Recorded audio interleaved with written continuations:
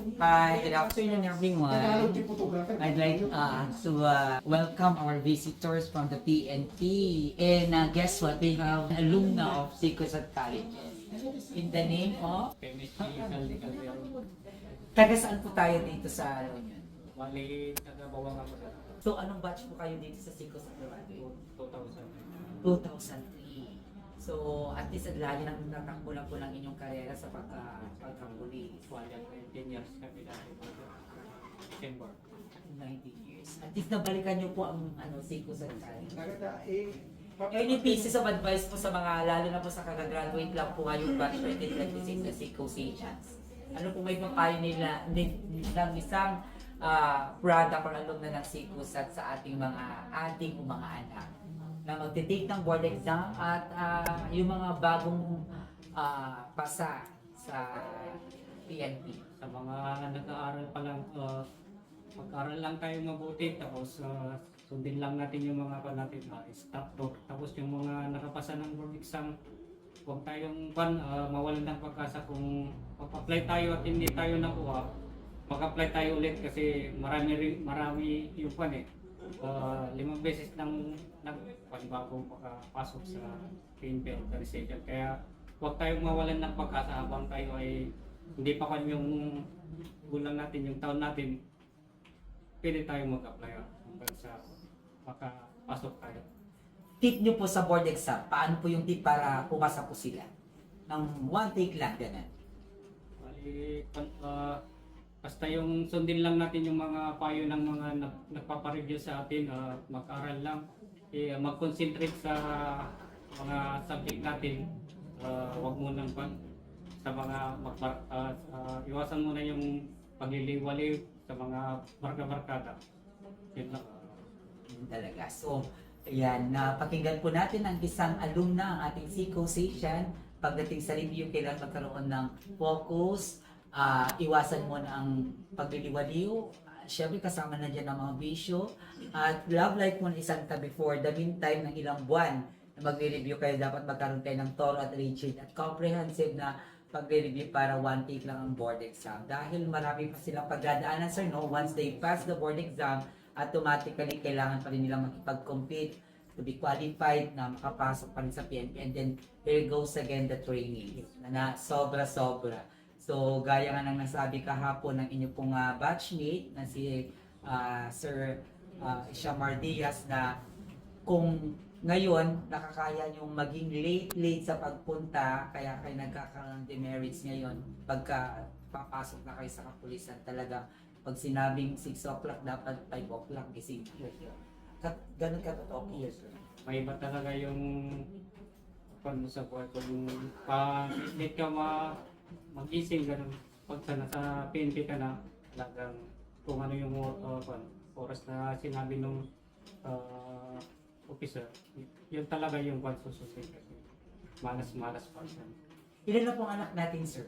Bali, 3 na sir. Wala bang gustong sumunod sa inyong yapak bilang magiging Walang pulis? yung panganay ko sa grade 11. Bata pa. And hoping, kasi karamihan po, kung hindi po naitatanong ng ating mga viewers, karamihan po sa mga students ni Sikosat colleges ay ang kanilang parents ay dito rin graduate. Kung hindi pulis ang kanilang mga parents, ay kumuha ng iba't ibang kurso na meron si Sikosat College, katulad ng pharmacy, BSBA, HM, at BEd, and of course, yung mga engineering courses na in-offer, pati yung aeronautics na meron mo ng school. Kaya naman, we would also like to welcome our visitors. They are from Ilocos Norte, Ilocos Sur, and Pangasinan. Ano pong pangalan natin, sir? Joe Gabriel Di Matabang. Grabe ang tangkad, 6 flat. Yan. Ilang taon na po tayo sa servisyo? Ngayon pa lang. Ngayon pala, congratulations. Ilang taon na po si sir? 28, but very tall at that. At si sir? Taga saan si sir? Ilocos Sur. Married na po ba kayo? Hindi pa naman? Hindi pa. Single? Belgian na lang po sir. Taga saan si Sir Lacambra? Sa Ilocos Norte po sir. Ilocos Norte, particularly anong barangay o lugar? City of Batak sir. City of Batak. Wow. At si Sir Latiu? From Cervantes po sir. Cervantes, saan po kayo sa Verse Cervantes? Sa Alulin po sir. Okay. Nakapunta na ako dun sa may Rosario. Meron kami kasing estudyante dito na municipal engineer ang tatay, si Salvador. Ang kanyang nanay ay pulis doon, si Ma'am Salvador, si Gracia. Gracia ang family name, yung middle name. Ayan. Tapos meron din kaming estudyante na ang tatay niya, retired ng pulis ng Cervantes, si Inigo. Yes sir. Yun. Mga estudyante namin dito, mga pulis ang parents doon. So, na-visit ko ang Cervantes and it's a very nice place. It's a very safe na magliwaliw. Oo. At si Sir Madayan, Sir, Gaylord Padilla from Santo Domingo, Ilocos, sir. Santo Domingo, Ilocos. So, passion mo po talaga maging pulis. Yes, sir. Oo. Talagang yan yung dream nyo maging pulis. Yes, Yes sir. sir.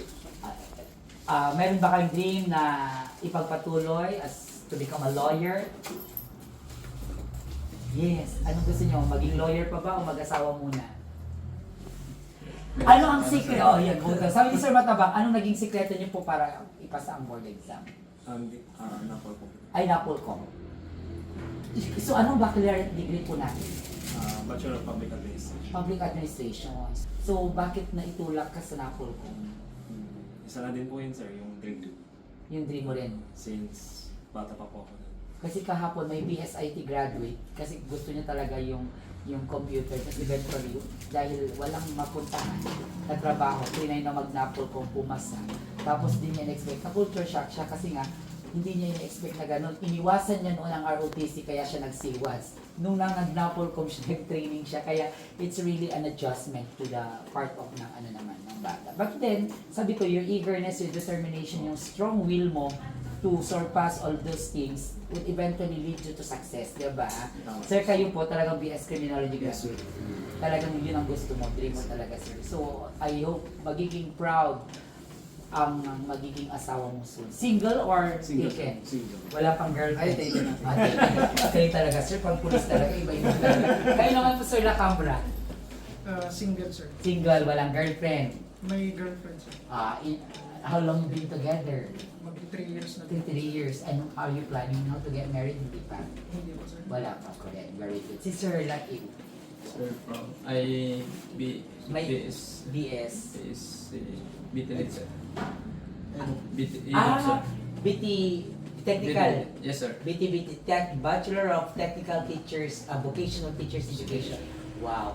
Turn to police, o diba? Wala ka naman pinagsisihan. Wala naman sir. Very good. May girlfriend. Pero sir, Ilan? isa lang sir. Very good. Yan ang mga kasinong. Si Sir Madayag na nun. Sir, Bachelor of Science in Information Technology, sir. So you imagine ha, si Causations, itong mga ano natin, mga kapulisan natin, it does not only mean that ang pagiging police is only for BS Criminology graduate. Anyone could be, provided you are qualified. Very good. Anong ipapayo natin po sa mga magtitake ng board exam? Sir, determination and focus, and most importantly po, pray. Naintindihan, pinaka-importante ang focus at saka pagdarasal, pray. Because when you put God in the center of your life, everything will fall into the right place. Tama po ba, Sir Calderon? And we're very proud kasi binisita tayo ng 2003 na batch ng graduate ng BS Criminology ng school natin, si Sir Calderon. And of course, to our visitors who came from different places around Region 1. We are from Pangasinan, Pangkad, and Ilocos Norte, Ilocos Sur, grabe. Thank you so much for coming and hoping makakatrabaho pa rin po kayo ng buong kapulisan po dito sa probinsya ng La Union to safeguard, 'di ba? At ang police visibility ay 100% talagang nasa above na para at least to maintain the safety and security ng bawat mamamayan ng La Union. Lalo na alang La Union, it's the educational center ng halos buong northern part. Dito kasi sa La Union yung may pinakamaraming schools na pinupuntan. Kaya dito sa Sikusat, karamihan sa mga students namin are not really actually from La Union. We have students from Abra, from Cervantes, Ilocos Norte, and Ilocos Sur. So we also have students from Pangasinan, Pampangan, Nueva Ecija, Isabela. So itong Lingsat, maraming boarding houses, yan ang business nila. Kasi nandito yung mga bata. So we always have to keep reminding them na dito sa La Union you are safe. Kaya naman, thank you. At least you're part of making this place, the province of La Union, safe and secured at all times, at all costs, at all reasons. Thank you so much po. And bigyan po kayo ng ng certificate. Then while waiting po, pupulang po tayo dito tapos pakuha po tayo ng merienda. So in behalf of Zico Salcari Jester, we would like to give you a certificate of appearance. And first, to be given a certificate of appearance. The certificate of appearance is awarded to Police Master Sergeant Saldi D. Calderon, ang ating alumna dito sa school, 2003 na batch. Appeared at this institution through a courtesy call. This visit was conducted for the purpose of strengthening coordination and partnership between the police and the institution. This certification is issued on the 25th day of June 2026 at Zico State Colleges, Bigsag City of San Fernando, Province of La Union, for whatever legal and official purpose it may serve. Signed, Mary Joyce Dacumos, the program head of the College of Criminal Justice Education, and Gaudencio and Andaya Jr., yours truly, the Student Affairs Officer. Sir, thank you for coming. Same content of certificate is awarded to Police Trainee Joe Gabriel D. Matapa. Thank you, sir. And of course, Police Trainee Arbor Fernandel S. Latiu. And to Police Trainee Mark Joseph R. Lopez. And to complete, we have also Police Trainee J. Lord M. Madayan. And Police Trainee Mel Jason C. Lacambra.